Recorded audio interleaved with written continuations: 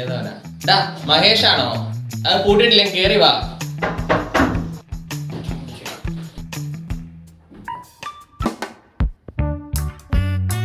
മനുവേ, എടാ മനു, എടാ തെണ്ടി, എന്താടാ?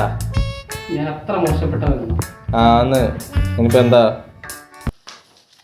എന്നോടത് ചെയ്യാൻ പാടില്ലായിരുന്നു. ആരെന്ത് ചെയ്യുന്ന ഇയാളീ പറയുന്നേ? എടാ എന്നോട് ജോലി ചെയ്യുന്ന പ്രിയയില്ലേ, അവളുടെ കല്യാണമാണ്. പോയ നല്ല ബിരിയാണി ഒക്കെ കിട്ടൂലോ. 4 വർഷത്തെ പ്രണയം. പ്രണയമോ? ഞാൻ അറിഞ്ഞില്ലല്ലോ ഒന്നും. ആരും അറിഞ്ഞിട്ടില്ല, മൂന്നാമതൊരാൾ അറിഞ്ഞിട്ടില്ല. ലവ് ആയിരുന്നു, പ്രണയം. അപ്പൊ നീ ബ്രദറാന്നും പറഞ്ഞു കാണൂലോ. അളിയ, അതൊക്കെ പഴയ സ്റ്റൈല്. ഇപ്പം ബെസ്റ്റി, അതാണ് പുതിയ സ്റ്റൈൽ. ഞാൻ വെറും ബെസ്റ്റി.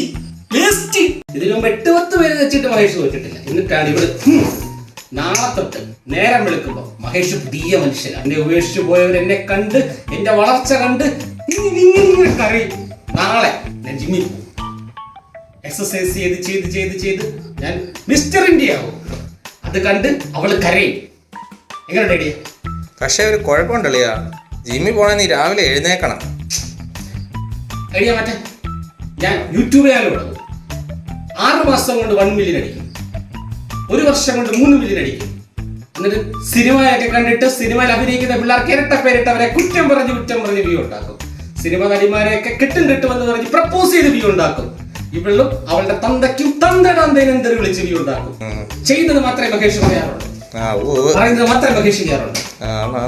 മഹേഷ് കളിയാക്കിക്കോ, പക്ഷെ ഒരു കാര്യമുണ്ട്, ഈ കളിയാക്കുന്ന ഓരോ ആളുകളെയും കൊണ്ട് മഹേഷ് കരയിപ്പിക്കും. എന്റെ പടം വെച്ചുള്ള പോസ്റ്ററുകൾ ഒട്ടിപ്പിക്കും.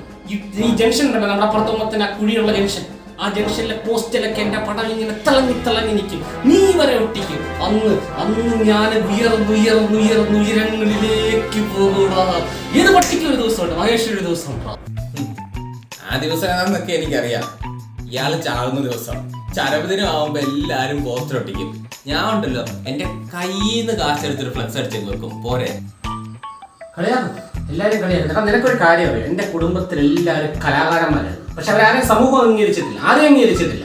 സമൂഹം അങ്ങനെയാണ്, ആരെ അംഗീകരിക്കുന്നില്ല, എന്നെ അംഗീകരിക്കുന്നില്ല. എന്നാ പിന്നെ അവരെയൊക്കെ എന്റെ വെല്ലിച്ചനുണ്ട്, അറിയപ്പെടുന്ന ചുമരെഴുത്തുകാരനുണ്ട്. പുള്ളിയുടെ കലാസൃഷ്ടികൾ കണ്ടിട്ട് നാട്ടുകാരെ കണ്ണു തള്ളി പോയിട്ടുണ്ട്. നിനക്കറിയോ? പ്രായമുള്ളവർ ചോദിച്ചാൽ പബ്ലിക് ടോയ്ലറ്റിലെ ചുവരിലുണ്ട് നിന്റെ അപ്പൂപ്പന്റെ കലാവാസനകളും കലാസൃഷ്ടികളും. അത് കണ്ടായിരിക്കും നാട്ടുകാരെ കണ്ണ് തെളിയത്. ആ പാരമ്പര്യം എനിക്കുണ്ട്. എന്റെ കൈക്ക് നല്ല വൃത്തിക്ക് വരച്ചു തെളിഞ്ഞു വരുന്നേ ഉള്ളൂ. കോളേജിലെ ടോയ്ലറ്റിന്റെ ചുവരിൽ കണ്ടായിരുന്നു ചില ചിത്രപ്പണികളും കൊത്തുപണികളൊക്കെ.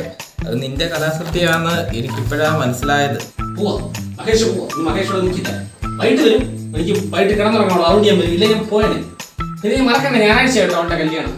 പോയിട്ട് തിന്ന് പ്രതികാരം ചെയ്യണം. ശനിയാഴ്ച തൊട്ട് പട്ടണി കിടന്ന് പോയിട്ട് ഞായറാഴ്ച തിന്ന് പ്രതികാരം ചെയ്യണം.